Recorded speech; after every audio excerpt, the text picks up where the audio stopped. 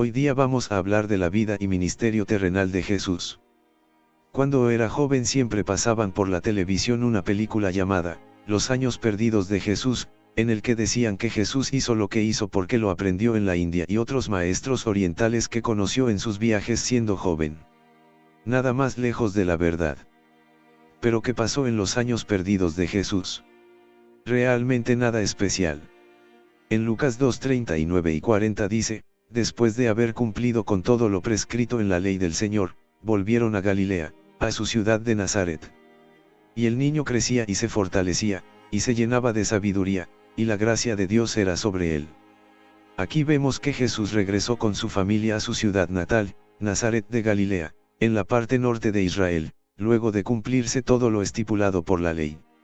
Si vamos más allá en la Biblia veremos que Jesús no se movió de Galilea, excepto los tiempos que la ley estipulaba que debía viajar a Jerusalén. Veamos esto Marcos 6 del 1 al 4, salió Jesús de allí y vino a su tierra, y le seguían sus discípulos. Y llegado el día de reposo, comenzó a enseñar en la sinagoga, y muchos, oyéndole, se admiraban, y decían, ¿de dónde tiene estas cosas? ¿Y qué sabiduría es esta que le es dada, y estos milagros que por sus manos son hechos? ¿No es este el carpintero, hijo de María, hermano de Jacobo, de José, de Judas y de Simón? ¿No están también aquí con nosotros sus hermanas? Y se escandalizaban de él. Mas Jesús les decía, no hay profeta sin honra sino en su propia tierra, y entre sus parientes, y en su casa. Jesús creció y vivió en Nazaret, tomando la profesión de su padre, siendo carpintero. La gente lo conocía y estaban sorprendidos porque no había demostrado nada sobrenatural hasta que cumplió 30 años. En Lucas 3:21-22 vemos que pasó algo. Aconteció que cuando todo el pueblo se bautizaba, también Jesús fue bautizado, y orando, el cielo se abrió, y descendió el Espíritu Santo sobre él en forma corporal, como paloma, y vino una voz del cielo que decía, Tú eres mi Hijo amado, en ti tengo complacencia. Ese día fue el cambio, es el momento del inicio de su ministerio. En Hechos 10:38 vemos la confirmación de esto, como Dios ungió con el Espíritu Santo y con poder a Jesús de Nazaret, y cómo éste anduvo haciendo bienes y sanando a todos los oprimidos por el diablo, porque Dios estaba con él. En los evangelios apócrifos, escondidos, ocultos, y otros escritos y tradiciones orales, dicen que Jesús hizo una serie de milagros en su niñez, pero vemos que las sanidades y milagros vinieron después de su bautismo con el Espíritu Santo. Recordemos que Jesús era conocido como carpintero, no como milagrero. Además en Juan 2 del 1 al 11 dice claramente que su primera señal, o milagro, fue el convertir el agua en vino en las bodas de Caná, que es un acontecimiento posterior a su bautismo con el Espíritu. Otra cosa que podemos ver es que Jesús no hizo las sanidades y milagros por ser el Hijo de Dios, sino que él esperó ser lleno del Espíritu Santo para recién empezar a hacerlos. Es decir, él hizo las sanidades y milagros como cualquier creyente lleno del Espíritu Santo y el poder de Dios. Por eso es que él dijo en Juan 14:12, de cierto os digo, el que en mí cree, las obras que yo hago, él las hará también, y aún mayores hará, porque yo voy al Padre. Jesús es nuestro modelo, el ejemplo que debemos seguir. Para entender el alcance del ministerio público o terrenal de Jesús, debemos darnos cuenta a quién fue enviado a ministrar. En Mateo 15:24, mientras hablaba con la mujer sirofenicia, Jesús dijo estas palabras, él respondiendo, dijo, no soy enviado sino a las ovejas perdidas de la casa de Israel. El carácter universal de su ministerio vino con su muerte y resurrección, cuando él murió por los pecados de todos los hombres. Por ese motivo, no es de sorprenderse la fuerte oposición de los judaizantes de la iglesia judía contra el mensaje de Pablo a lo largo del libro de Hechos, acerca del carácter universal del ministerio, ya que ellos pensaron en primer momento que el evangelio era solo para los judíos hasta la conversión del centurión romano Cornelio en Hechos 10 y 11, y luego la necesidad de circuncidarse y cumplir toda la ley de Moisés para poder ser salvos, que fue el tema del concilio de Jerusalén en Hechos 15 y la ocasión del libro de Gálatas. Pero pasemos a lo que estamos viendo del ministerio público de Jesús. En Mateo 9:35 vemos en qué consistió el ministerio terrenal de Jesús. Recorría Jesús todas las ciudades y aldeas, enseñando en las sinagogas de ellos, y predicando el evangelio del reino, y sanando toda enfermedad y toda dolencia en el pueblo. Hubo tres cosas principales que Jesús hizo durante su ministerio terrenal: enseñar, predicar y sanar a los enfermos. Por ejemplo, los evangelios están llenos de las enseñanzas de Jesús, como el Sermón del Monte, Mateo 5, 6 y 7, las parábolas, Marcos 4, o las enseñanzas que dio a sus discípulos en la última cena, Juan 13, 14, 15 y 16, entre muchas otras más. Él enseñaba con tal autoridad que la gente podía ver la diferencia. En Marcos 1:27 dice, y todos se asombraron, de tal manera que discutían entre sí, diciendo, ¿qué es esto? ¿Qué nueva doctrina es esta, que con autoridad manda aún a los espíritus inmundos, y le obedecen? En Mateo 7:28-29 dice, y cuando terminó Jesús estas palabras, la gente se admiraba de su doctrina, porque les enseñaba como quien tiene autoridad, y no como los escribas. Aún sus enemigos reconocían que su enseñanza era diferente a cualquier otra. Lo vemos en Juan 7:45-46 donde dice, los alguaciles vinieron a los principales sacerdotes y a los fariseos, y estos les dijeron, ¿por qué no le habéis traído? Los alguaciles respondieron, jamás hombre alguno ha hablado como este hombre. Otra cosa en cuanto a su enseñanza fue que su auditorio principal, a quien les enseñaba al detalle todas las cosas, era a sus discípulos. Esto lo vemos en Marcos 4:33-34, con muchas parábolas como estas les hablaba la palabra, conforme a lo que podían oír.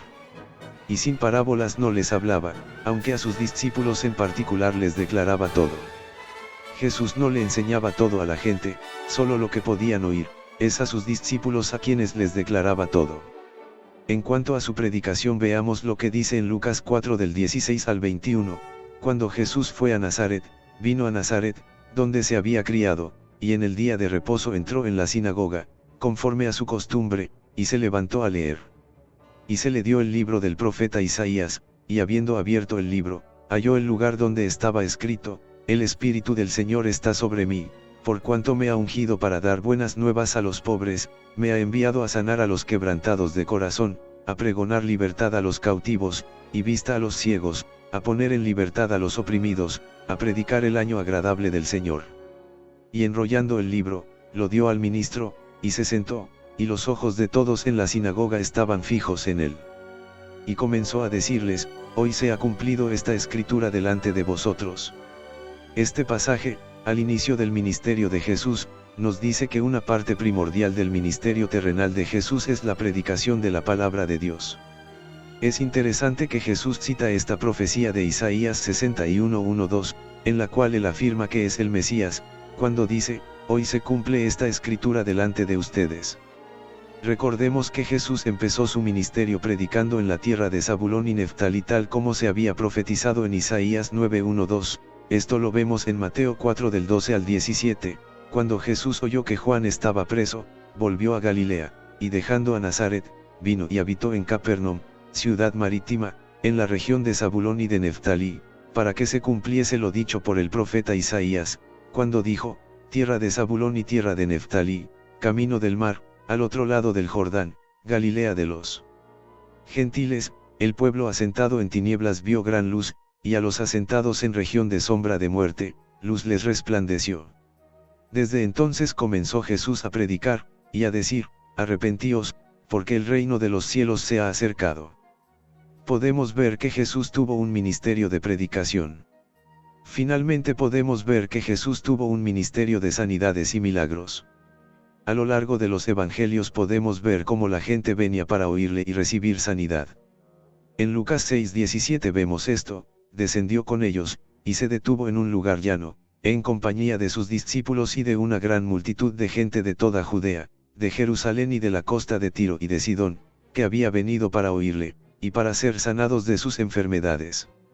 Y en Mateo 8:16-17 vemos, y cuando llegó la noche, trajeron a él muchos endemoniados, y con la palabra echó fuera a los demonios, y sanó a todos los enfermos, para que se cumpliese lo dicho por el profeta Isaías, cuando dijo, él mismo tomó nuestras enfermedades, y llevó nuestras dolencias.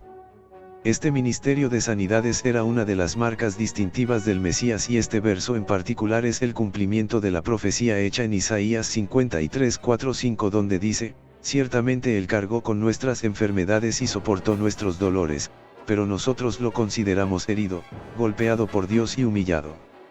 Él fue traspasado por nuestras rebeliones, y molido por nuestras iniquidades, sobre Él recayó el castigo, precio de nuestra paz, y gracias a sus heridas fuimos sanados. Es claro que ver que Jesús tuvo un ministerio de sanidades. Una cosa más para ver, en cuanto al ministerio público de Jesús, es que Él para difundir su mensaje llamó discípulos por medio de los cuales multiplicarse. Desde el mismo llamado de Pedro y Andrés en Mateo 4:18-19, Jesús les estaba mostrando el carácter del ministerio al cual los estaba llamando, para alcanzar el mundo. Andando Jesús junto al mar de Galilea, vio a dos hermanos, Simón, llamado Pedro, y Andrés su hermano, que echaban la red en el mar, porque eran pescadores. Y les dijo, venid en pos de mí, y os haré pescadores de hombres. En los 3 años y medio de su ministerio público Jesús anduvo con sus discípulos por todos lados, enseñándoles en privado y dándoles ejemplo en público. En Marcos 3 de 13 al 19 vemos el grupo principal de discípulos que llamó Jesús y el propósito de este llamado. Después subió al monte, y llamó así a los que él quiso, y vinieron a él. Y estableció a 12, para que estuviesen con él, y para enviarlos a predicar, y que tuviesen autoridad para sanar enfermedades y para echar fuera demonios, a Simón, a quien puso por sobrenombre Pedro, a Jacobo hijo de Zebedeo, y a Juan hermano de Jacobo, a quienes apellidó Boanerges, esto es, hijos del trueno, a Andrés, Felipe, Bartolomé, Mateo, Tomás, Jacobo hijo de Alfeo, Tadeo, Simón el canonista, y Judas Iscariote, el que le entregó. Y vinieron a casa. El propósito del llamado de los 12 era estar con Jesús, enviarlos a predicar, y darles autoridad. Es interesante ver que el primer ministerio de los 12 fuera estar con Jesús. Y es que para poder reproducirse en ellos, lo primero era instruirlos de una manera personal. Lo segundo que hizo fue darles una misión, los envió a predicar. Y lo tercero es darles la provisión, o los medios para cumplir con su misión, es decir, les dio autoridad. En el libro de Hechos podemos ver lo bien que aprendieron su trabajo. Y eso es lo que debemos hacer ahora, estar con Jesús teniendo comunión con Dios y estudiando su palabra. Involucrándose en su misión, que es cumplir la gran comisión de Mateo 28:18-19 y Marcos 16:15-16, predicando el Evangelio en todo el mundo a todos los hombres y discipulado a todos los que se conviertan. Y recibir y caminar con la autoridad que Dios nos dio en el bautismo del Espíritu Santo y su palabra. Y va a pasar lo que pasó con los primeros discípulos, en Marcos 16:20 lo vemos, y ellos, saliendo, predicaron en todas partes, colaborando con ellos el Señor y confirmando la palabra por las señales que la acompañaban. Esa palabra colaborar en griego significa trabajar junto con alguien, es decir, Jesús trabaja mano a mano juntamente contigo, y confirmará el Evangelio con señales y milagros poderosos cuando lo prediques.